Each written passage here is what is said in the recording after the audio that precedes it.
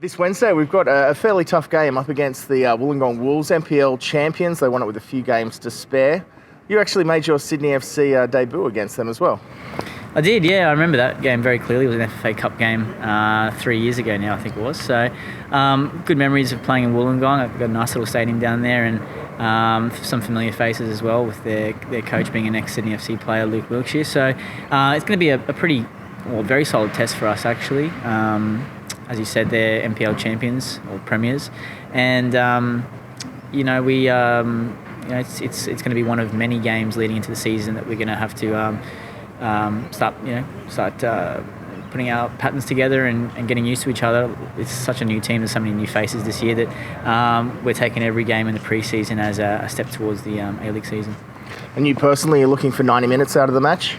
Yeah, I hope so. I'm not sure what medical staff and everyone have planned, but obviously it's such a long pre-season for us that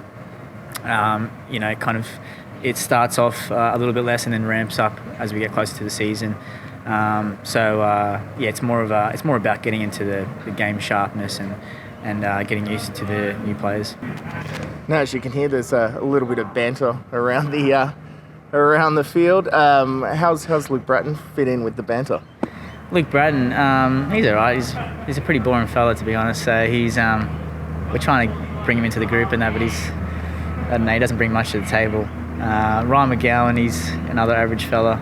Paulo Retre, though, he's been here for 2 years now, and quite frankly, we're trying to get something out of him, but he's just given us nothing. He's probably one of the most boring individuals I've met in my time in football. And we call him the goldfish because he can't do two things at once, and he's got a memory of 3 or 4 seconds. But we're trying to get him up to speed. Excellent. We're looking forward to more banter during the season and more wins. No worries, thank you.